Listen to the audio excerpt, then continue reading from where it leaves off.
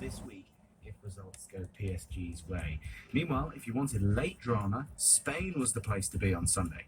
Lovely ball out to Rodrigo. Rodrigo gets the ball and cuts it back to Karim Benzema. Real Madrid make it 3-2. And that could be the goal that decides La Liga Santander.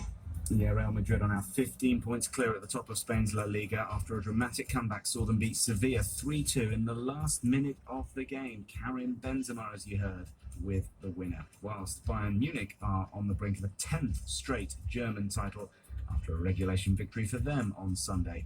Meanwhile, Ruben Loftus-Cheek and Mason Mount scored for Chelsea at Wembley as they beat Crystal Palace to book Thomas Tuchel's side a place in the FA Cup final against Liverpool next month. We will be up for it, of course. I'm very proud to be here for the second time in the FA Cup final.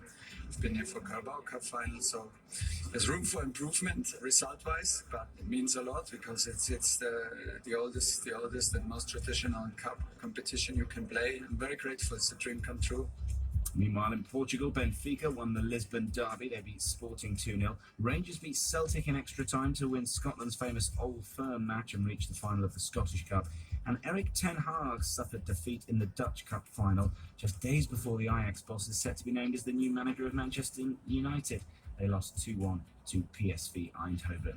Next to the NBA, and the Brooklyn Nets star player Kyrie Irving is waiting to hear if he'll be sanctioned for swearing at Boston Celtics fans. I like that piece. I do. I like that piece. Something about just hearing about that type of thing, even though it was tainted by the foe, the Chase,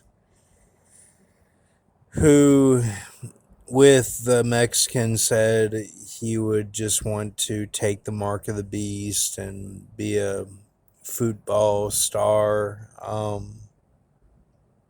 Which, of course, back then I was like, I thought all that stuff was real crazy and,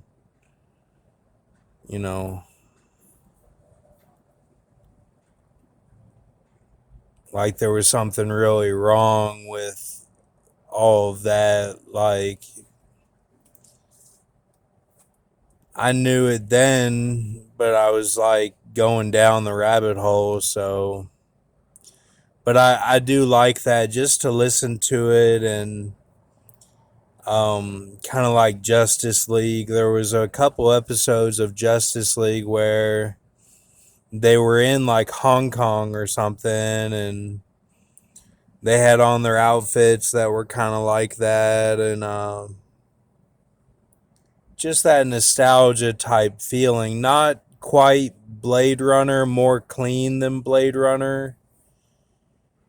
But I do like that club scene, all of that. It brings me really joyful feelings.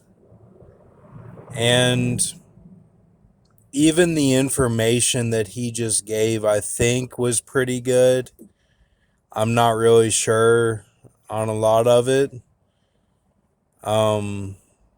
But like there were a few bends and stuff. I think it was okay. I hope everything's okay. But some of the times I can't even really listen to it. I just get caught up in the feeling, And like in Gainer's class, we would watch like Goal and stuff, and I just like that piece. I like that piece. And y'all don't gotta worry about anything. Everything's gonna be okay. I just saw DJ K Slay died. I mean, they're operating on such a fine-tuned level of deception from that Kachina star that like they're doing anything they can. So I'm just kind of approaching it like a lot of that is just, my fathers, like Heath Ledger, Paul Walker, Joe Pesci, Robert De Niro, Al Pacino, like Val Kilmer, Tom Sizemore, like Tom Hanks, even like those are my like brothers and fathers, and like Brad Pitt and Troy, like, and in Seven, like I just kind of refer to like what did they go through, and like like I know it's gonna be okay, and